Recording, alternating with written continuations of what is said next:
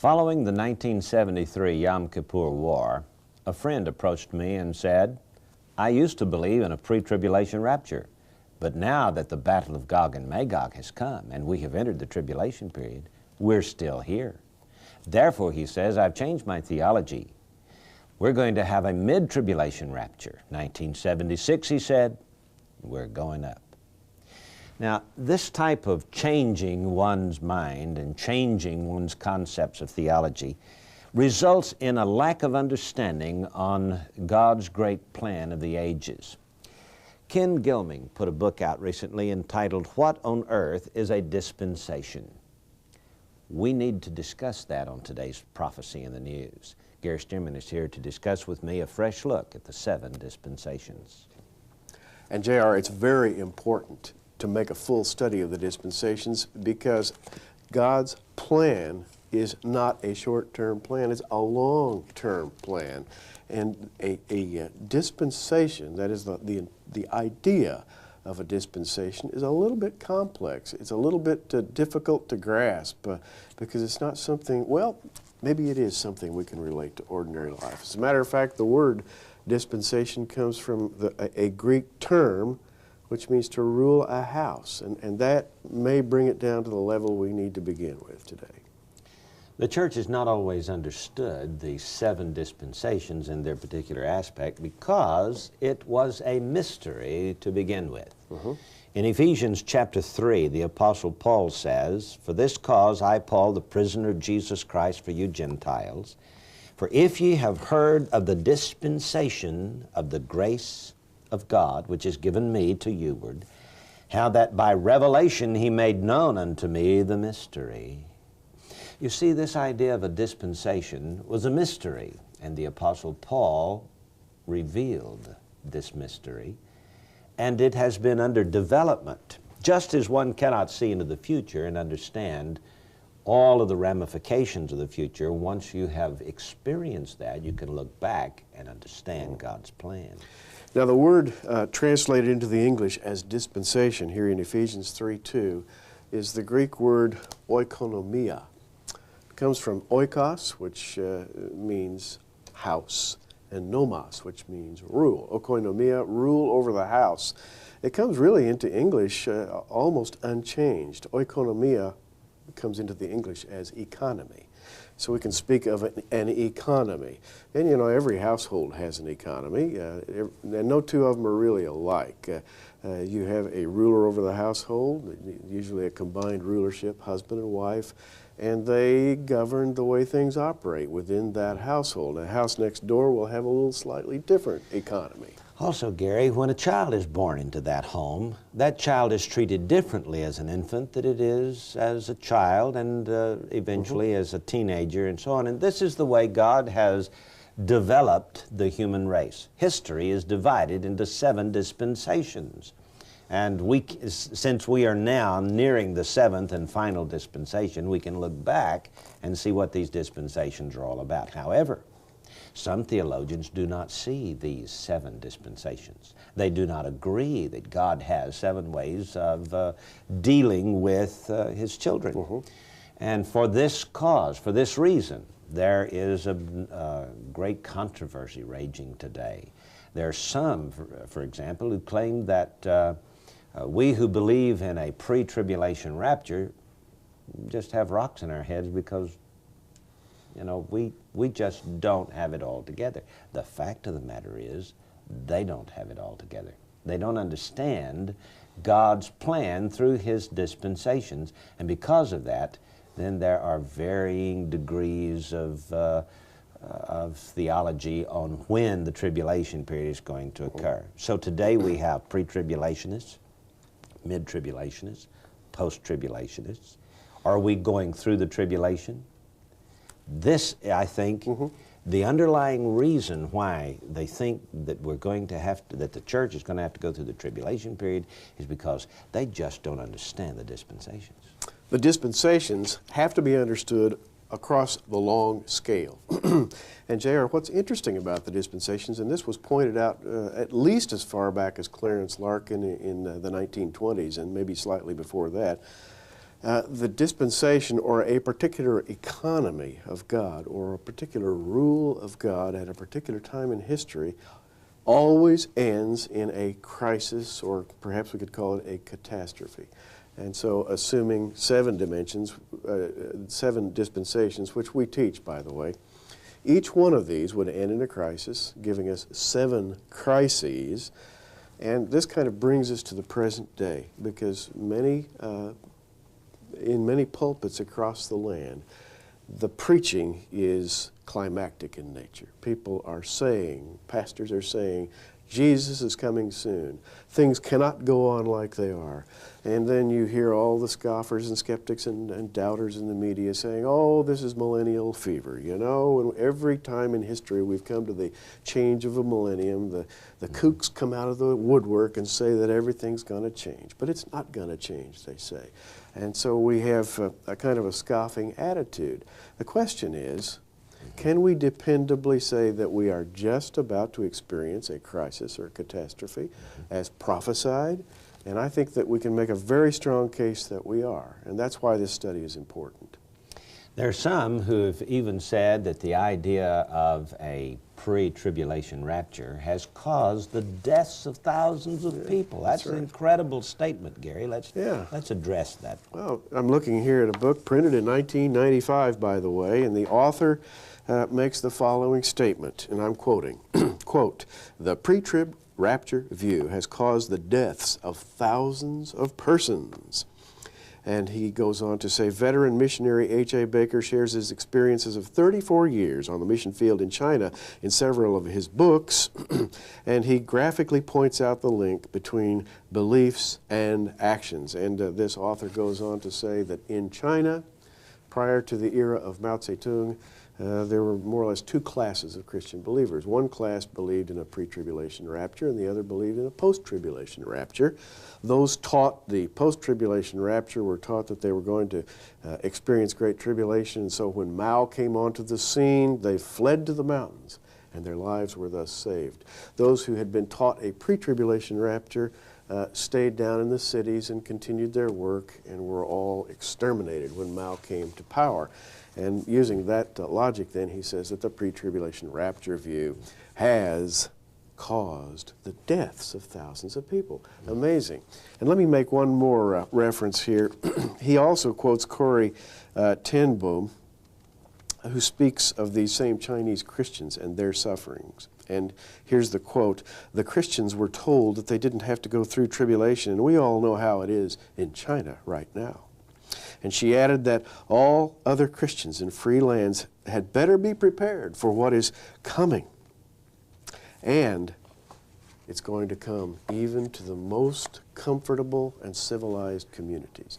So the idea here is that somehow the teaching of a dispensational crisis preceded by a pre-tribulational rapture is going to create a softening of the Christian walk, a softening of faith that will not be able to survive tough times. What do you think about that? You know, these people who accuse us of this escapism Right. do not understand what the tribulation period is. Yes, in this life we will suffer tribulation, but that's not the great tribulation. The tribulation, the great one that Revelation chapter 7 talks about. We're all going to suffer. We can suffer in war. We can suffer the ravages of disease. We can suffer politically. But that is not to compare with the time when God pours out His wrath upon an unbelieving world. So the difference is they're accusing us of saying that the Chinese Christians died because they were taught that they wouldn't have to go through the tribulation period. Yeah. And so they're saying that Mao Zedong was the tribulation period, basically. Or that tribulation in general is related to the tribulation period. And we need to differentiate radically between tribulation, that is trouble, economic problems, war, famine, pestilence, and the Great Tribulation. In fact, as it's called in Revelation 7:14, referring to certain saints, these are they which came out of great tribulation. In the Greek it says, the tribulation, the great one. Using an emphasis there to emphasize a specific period, we need to differentiate in our minds between the great one and tribulation that has taken place over the thousands of years. Human history can be divided into 7 dispensations. The word dispensation meaning the stewardship of a household, the way God looks at man, the way He deals with mankind.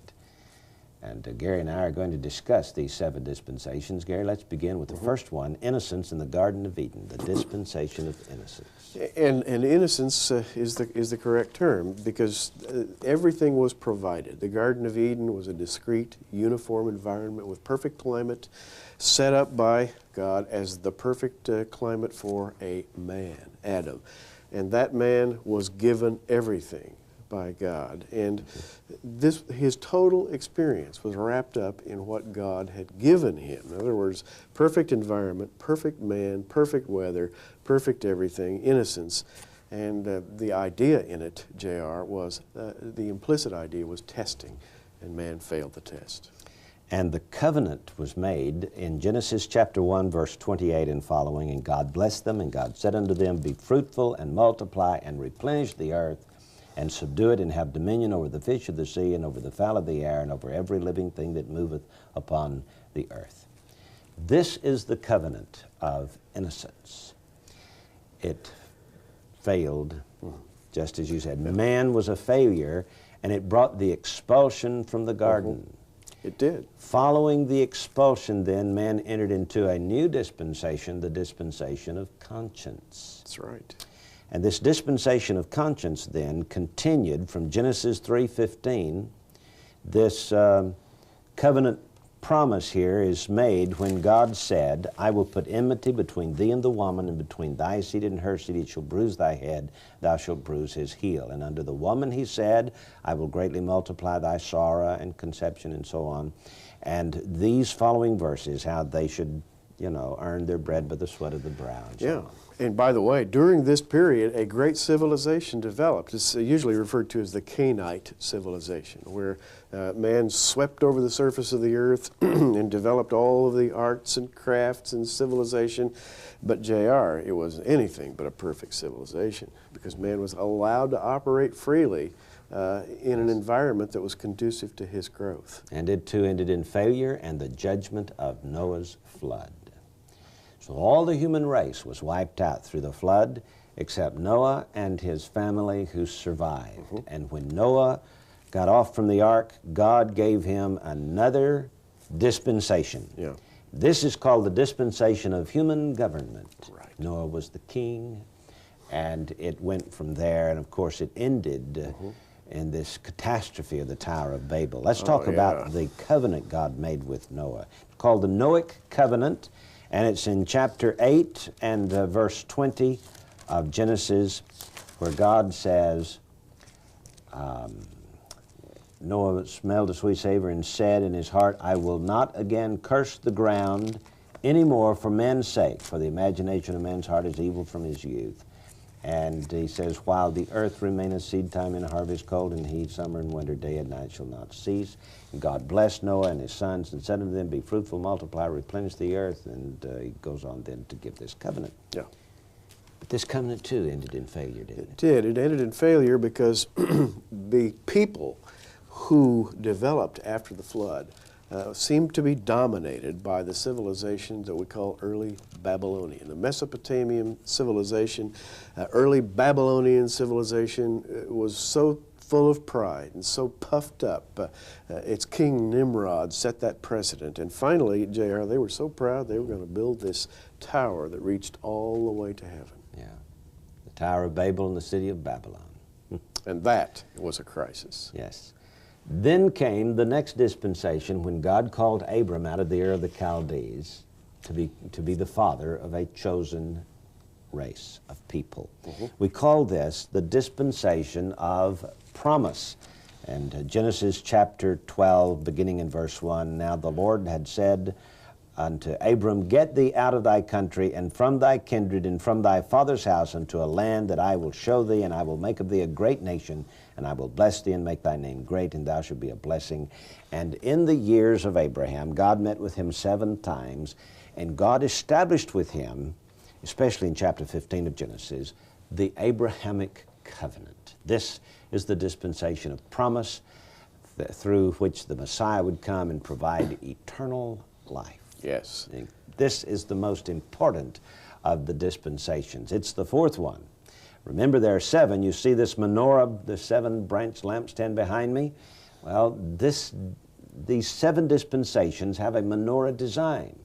And so if we begin over here with the first one, the dispensation of innocence, then the dispensation of conscience, then the dispensation of human government, the servant lamp is the dispensation of promise. And you know, when God made that, that covenant promise with Abraham, a burning lamp came down and moved among the sacrifices. That is right. And that lamp was the servant lamp of God. It stands higher than the other lamps on the menorah.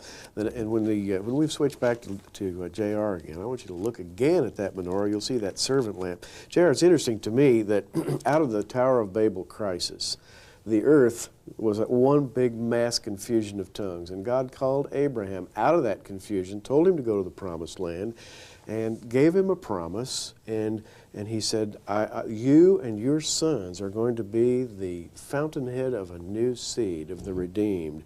And everything was going great. And you think, boy, what could possibly fail now? Another crisis comes. Yes. Because at the end of the dispensation given to Abraham called promise, there was a crisis in Egypt, which is a type of the world. That's right. It came all the way down to the days of the Exodus. Yeah. And you know, the Lord told Abram, in 400 years, your offspring are going to end up in Egyptian bondage. Right. And be brought out with a high hand. Well, this is exactly what happened.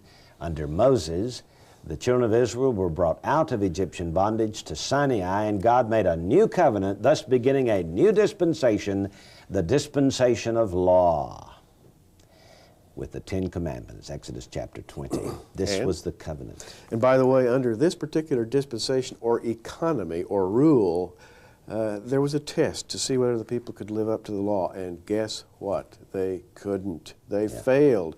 And their failure brought humanity all the way down to the time of Jesus. Yes. And they rejected the Messiah. This was the judgment that concluded this dispensation, which introduced a new dispensation with the death, burial, and resurrection of the Lord Jesus Christ, the dispensation of grace that Paul talked about in Ephesians, when he said, I've been given this opportunity to reveal to you this new wonderful dispensation, the dispensation of grace. And we've been under that dispensation now ever since. Now here's what's interesting, and this takes us back to the way we introduced this program, and that is each dispensation ends in crisis. We are in this dispensation of grace right now. It is scheduled, like the others, to end in crisis.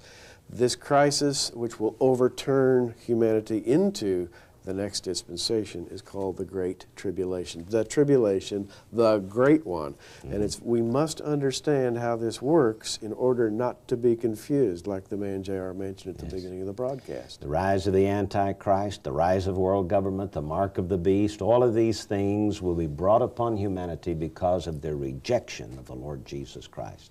And man has failed to receive the grace of God, which then, of course, will bring on the second coming of Christ and a new dispensation called the dispensation of the kingdom. Yes. And in which case, Revelation chapter 20 tells us that Christ will rule and reign for 1,000 years. Now, today, in the late 1990s, going into the turn of the millennium, what should we believe about this overturning crisis that is about to befall humanity? What I believe, J.R., is that this crisis is going to be literally an expression of the wrath of God. And the Bible is full of promises, of symbols, and of metaphors telling us that we shall escape from that wrath of God. It's not something we've made up or something we would like to believe, but rather it is a promise to us. This seventh dispensation, the dispensation of the kingdom, will also end in failure, even with Christ sitting upon the throne, ruling as King of kings and Lord of lords. For toward the end of the tribulation period, the devil will be loose for a little season, and he will bring on another battle of Gog and Magog, which will be followed then by the great white throne judgment, an incredible judgment, because the seventh dispensation also ends in failure.